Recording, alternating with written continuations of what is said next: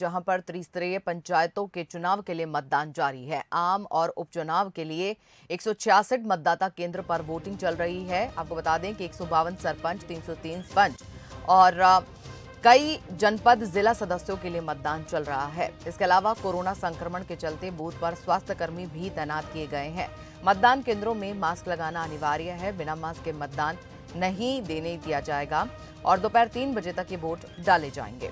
तो छत्तीसगढ़ में त्रिस्तरीय पंचायतों के लिए चुनाव हो रहे हैं, मतदान चल रहा है और आपको बता दें 1066 मतदाता केंद्र जो है बनाए गए हैं आम और उपचुनाव के लिए।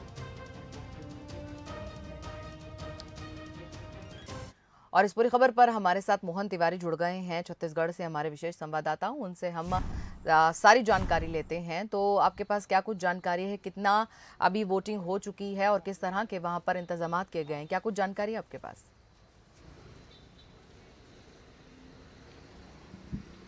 देखिए, छत्तीसगढ़ में जो ये पंचायत चुनाव हैं, जिसमें 2 प्रमुख जिले हैं जहां पर आम चुनाव हो रहे हैं। एक तो कोरिया का बैकुंठपुर का जो ब्लॉक है वहां पर आम चुनाव हो रहा है और कोंडागांव के राजपुर जो ब्लॉक है वहां पे ही आम चुनाव हो रहा है। बाकी जगह पर जो सीटें खाली हुई हैं, जहां पर उपचुनाव की स्थितियां बनी हैं, कुछ जगहों पे सरपंच को हटाया गया है, उन सब जगहों पर एक साथ चुनाव कराए जा रहे हैं। तो ज़्यादातर जगहों पर उपचुनाव जैसी स्थितियां हैं। कई जगहों पे सरपंच को हटाया गया था, वहां पर चुनाव हो रहे हैं।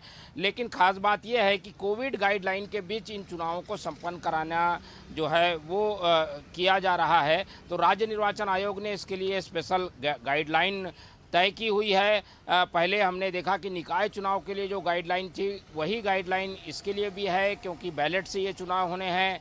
ये चुनाव पंचायत के गैर राजनीतिक रूप से हो रहे हैं, इसलिए राजनीतिक दलों का भी ज़्यादा इन्वॉल्वमेंट इसमें देखा नहीं जा रहा है। और गांव में, ग्रामीण क्षेत्रों में चुनाव है, इसलिए कोरोना का वहाँ ज़्यादा असर नहीं है। उसके बावजूद जो सेफ्टी के लिए गाइडलाइंस तय किए गए हैं, उन सब नॉर्म्स का पालन करते हुए इन चुनाव को संपन्न कराया जा रहा है। इन चुनाव में से ज़्यादातर जगहों पर ऐसी भी सूचना है कि वहाँ पर एक ही उम्मीदवार था या फिर निर्विरोध निर्वाचन के लिए सहमति बन गई थी, तो वो भी स्थितियां बनी है, निर्विरोध निर्वाचन भी किया गया है।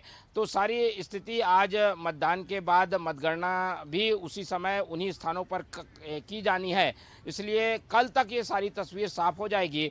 लेकिन ज़्यादातर जगहों पर निर्विरोध निर्वाचन भी कर लिया गया है, ऐसी जानकारी आ रही है। जी मोहन, धन्यवाद तमाम जानकारी देने के लिए। जिस तरह से हमारे संवाददाता ने बताया कि ज़्यादातर जगहें ऐसी हैं जहां पर निर्विरोध ही निर्वाचन कर लिया गया है। फिर भी आपको बता दें, 152 सरपंच, 303 पंच और कई जनपद और जिला सदस्यों के लिए मतदान हो रहा है। छत्तीसगढ़ में त्रिस्तरीय पंचायतों के चुनाव के लिए मतदान जारी है।